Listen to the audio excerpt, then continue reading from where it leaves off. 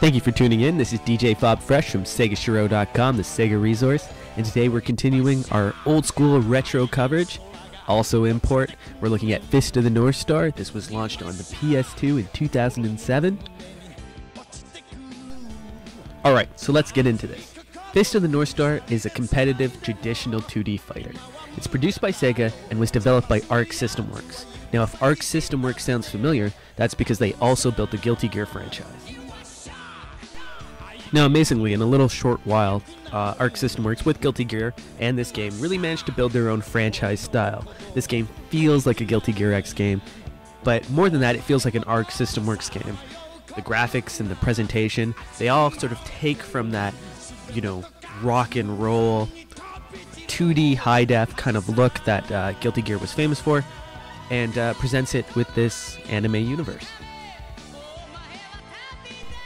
Fist of the North Star is a classic manga anime series. This game is based on the first half of the original manga, chapters 1 through 136.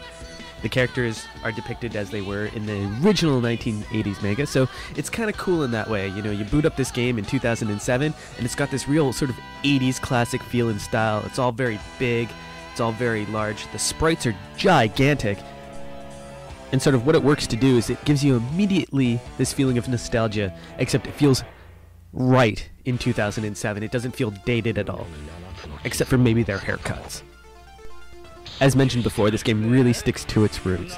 All of the voices of all of the playable characters were performed by the original voice actors, with the exception of two, Kenshiro and Rei, which were played by new actors, but I'm sure if they could have gotten the originals, they would have. There's over 10 playable characters in this game from the universe. However, if your favorite character didn't make the fighting roster, they probably have a cameo.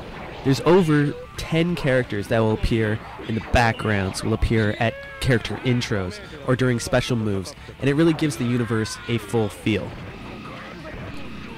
As you can see from the gameplay above, this definitely has a Guilty Gear X feel, look, and vibe. Right from the intro screen, sort of the announcer, and even the graphical style, it does pull heavily from sort of Arc System Works classic.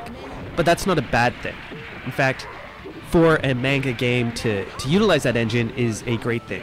And originally, this game was launched on the Atomiswave arcade board in 2005, so that might be another reason why there's similarity there. In terms of graphics and presentation, this game does a lot of things right. It looks absolutely gorgeous. Running on a standard def television, you'd almost think that it was running in high def. The characters are large and in charge, and if there's any issue with it, it's that sort of also that problem that plagues Guilty Gear, is that you almost wish there were a few more animations in the characters, but outside of that, it's a gorgeous package. From a North American imported perspective, this is actually an easy title to bring in. All of the menus, all the options are set in English, so there's no problem getting around, navigating it. You can even set the violence mode, that's kind of cool. All your buttons, very, very easy to get to. Again, if you've played any other fighting game, the learning curve is shortened by that much. Arc System Works definitely didn't skimp on the modes either. So outside of the regular arcade story mode, you also have training, which is always great, kind of if you want to do YouTube videos or if you want to figure out your character. There's also Survivor mode, which is a different gameplay style, and there's Versus, of course. However, you also have the ability to use bots as your enemies, so you can jump into Versus, set up certain matches, and play it that way, and that's always a nice touch. Also included in the package is a bonus DVD, which is a training guide, as well as a retrospective history of the game series and the manga. So that's kind of cool. It's kind of cool bonus feature. Unfortunately, it's all in Japanese, so if you're importing this, it'll be worth that much less. It's still a nice throw-in.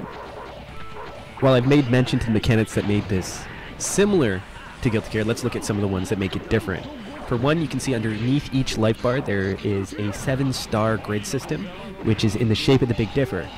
Using special moves, supers, command normals, you remove an amount of stars from that grid, and once you empty that bar, you get a final Death Star. And when you get a Death Star, you can launch a fatal KO. And this is pretty easy to do. It's kind of easy to combo into, and so that's why I found it more fun to use than the instant kill in Guilty Gear. You also have a boost meter in this title, which is similar to the Roman cancels in Guilty Gear. However, you know, if you cancel move after it hits, you'll shoot forward. And essentially you can use that to continue a combo kind of after knocking a character across the screen. So it's a nice way to build up large, insane combos, and kind of fits the universe style. As you use super moves and guard cancels, you'll notice your aura meter depleting, and that's another meter in the game. If you're a traditional fighting game fan, outside of the core mechanics and the skill and the timing, one thing you enjoy is just the pure and utter madness that will unfold from your fingertips when you enter sort of a new age fighting game. In terms of that, this game delivers in spades. This is definitely worth a consideration to put in your collection. If you're not a fan of Guilty Gear, you might want to stay away, but if you're a fighting game fan and you love the Guilty Gear franchise, you like BlazBlue, definitely worth a consideration. This is DJ Fob Fresh signing out, saying keep on gaming.